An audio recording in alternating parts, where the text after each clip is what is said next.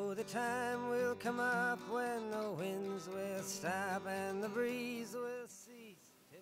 You could say that at the heart of the Christian faith is the view not that Jesus is more or less like God or part of God, but that the being we refer to as God was and is fully present and fully discoverable in and as Jesus of Nazareth.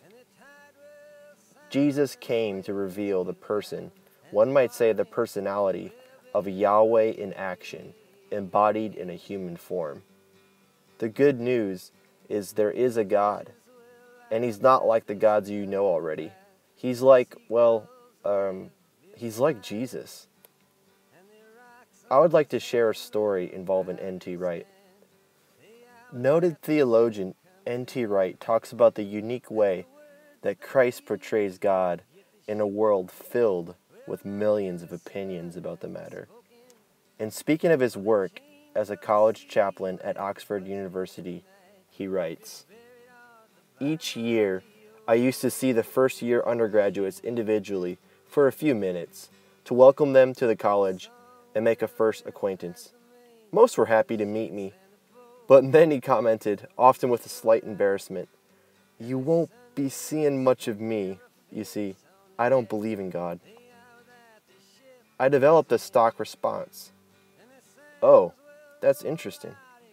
Which God is it that you don't believe in?' This used to surprise them. They mostly regarded the word God as univocal, always meaning the same thing. So they would stumble out a few phrases about the God they didn't believe in. A being who lived up in the sky, looking down disapprovingly at the world, occasionally intervening to do miracles, sending bad people to hell while allowing good people to share his heaven." Again, I had a stock response for this very common spy in the sky theology. "Well, I'm not surprised you don't believe in that God. I don't believe in that God either." At this point, the undergraduate would look startled, then perhaps a faint look of recognition.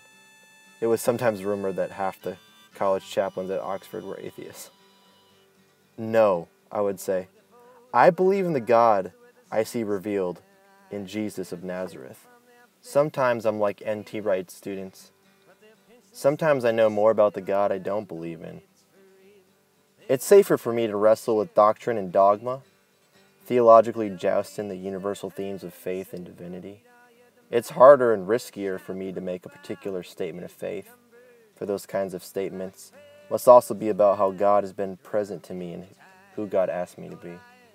If I trust in my relationship with God through Jesus, then I have to trust in Jesus' ways as revelation of God's will, then and now. If I believe Jesus healed the sick, then I have to be about healing in my own life. If I believe Jesus cared for the poor, then I have to care for the least of these. If I believe Jesus included the outcast, the sinners, the hard to accept, the undesirable, then I have to learn that kind of hospitality. If I believe Jesus called into question the law and declared love a higher law, then I have to set aside my own preference for judgment and replace it with a stretching and inclusive love. Who I say Jesus is has to shape who I am and what I'm about. To see Jesus as Son of God, or Wisdom of God, or Christ, or the Messiah, means to take seriously what we see in Him as the full disclosure of God. And to take that seriously is to let it shape our own lives.